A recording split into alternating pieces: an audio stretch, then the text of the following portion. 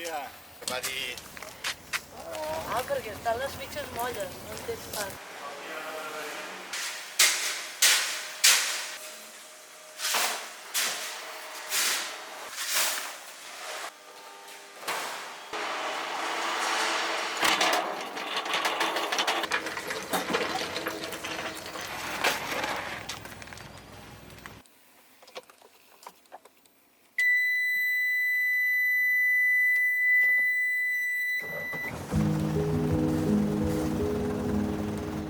¿Vale esta siesta?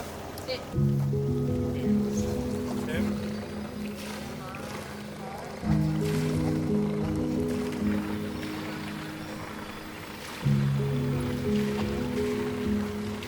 Sortir del port ja són una barreja d'olors, de temperatures, de colors.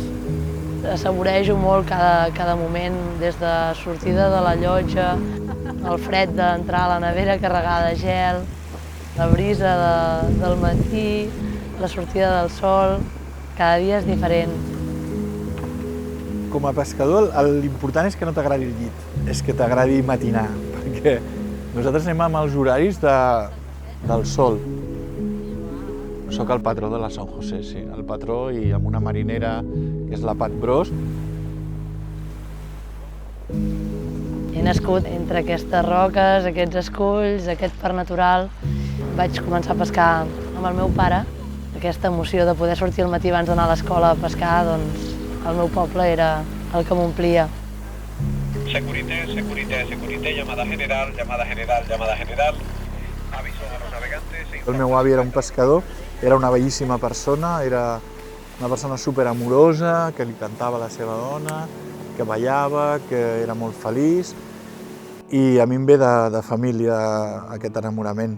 Vivien de la vinya, de l'hort i de la pesca. Llavors nosaltres el que hem conservat és l'olivar i també hem conservat aquest tipus de pesca artesanal i de capturar d'una manera proporcional, donant moltes gràcies del que ens dona el mar i de poder fer servir aquest recurs per viure.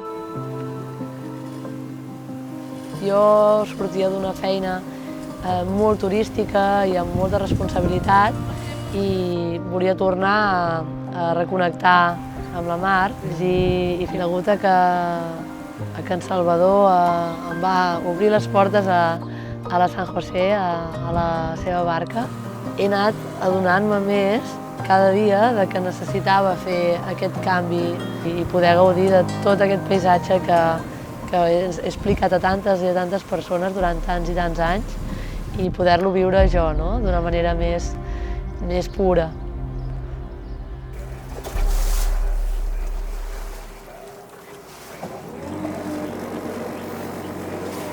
Buscava un ajudant, sempre parlo en masculí perquè el món dels pescadors és un món molt de mascles, i em va trucar la Pat i em va dir a mi m'agradaria embarcar-me i tal. Jo el primer que li vaig dir, ja estàs forta?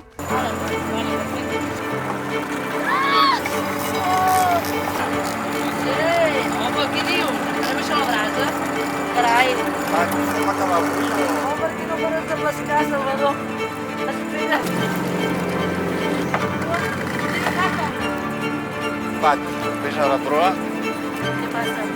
Espera. Ho has fet molt bé!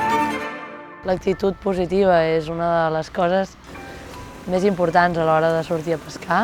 Vale, doncs anem per feina, Com vulguis tiro pedral, I sobretot no marejar-se.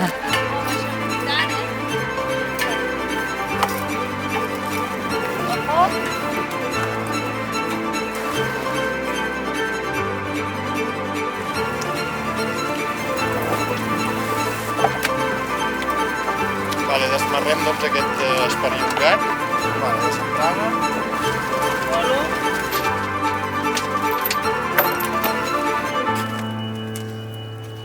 Vale, doncs ja està, ja hem acabat la maniobra. Anem amb la mateixa il·lusió i anem amb la humilitat de dir no sabem el que ens trobarem i no sabem el que ens donarà el mar. Vale, atrás! Atrás! Vale. Vale, no tan atrás, ara una mica abans. és un sentiment, no? Pescar un peix per menjar és una sensació, una emoció molt primitiva, no?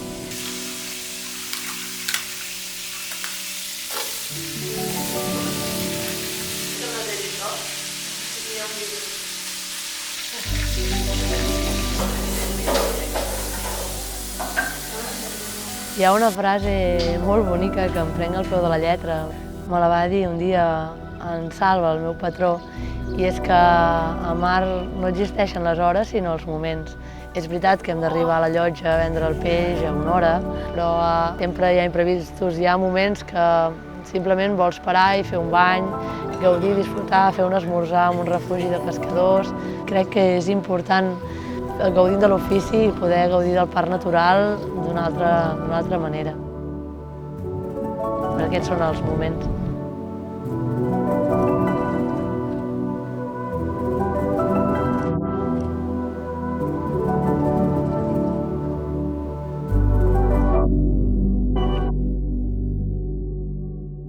Per mi la sensació de llibertat i de plenitud que té Calaprona o el Parc Natural és brutal, no? És un parc increïble. Bueno, jo és que estic enamorat d'aquest parc. Estic enamorat del silenci, estic enamorat dels espais, de les pedres, de la pragmatita. És un parc fantàstic i l'hem de protegir, hem de protegir-lo moltíssim. Estem col·laborant amb molts projectes des de la San José. Fa 7 anys que fem una proposta juntament amb pescadors, bussejadors, apneistes, amb vaixells, per recollir tots els arts de pesca perduts, totes les xarxes perdudes, i som molt actius amb tot aquest tema de no deixar res en el mar, no? Que pugui malmetre el medi.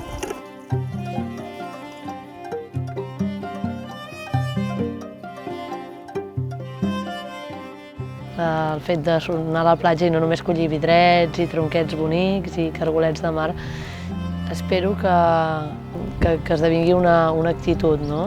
Perquè és la nostra responsabilitat, no només dels pescadors, pescadores, que habitem aquí i que anem a banyar-nos i que cuidem i valorem el territori i la natura en general.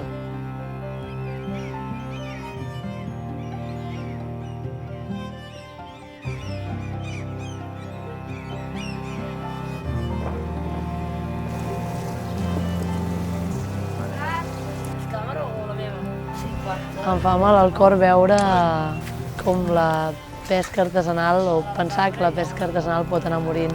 Tens la sensació de que no hi ha relleu generacional. És un ofici molt desconegut i jo crec que quan els pescadors o pescadores sortim de port desapareixem, no? Perquè no estem a l'abast, no és un ofici que estigui a l'abast del públic, del turisme, de les persones que volen aproximar-s'hi. És un ofici on treballem a unes poques milles o més milles de terra i no està a l'abast de tothom perquè el coneguin. És un sistema de vida, no només de guanyar diners, sinó social. Nosaltres vivim en pobles petits, mantenim economies petites, però tot això és un sistema que funciona des de fa molts anys i és molt necessari. Aleshores, jo crec que la pesca artesanal o la pesca sostenible és l'única que es pot perpetuar en el temps sempre i quan es vagi adaptant en aquests canvis que se'ns van proposant i que anem captant que milloren el medi i milloren el recurs. Quan tu navegues et dones compte que estàs en mans del mar. Tu no ets ningú. Em deixo, em relaxo i el mar em portarà on m'hagi de portar.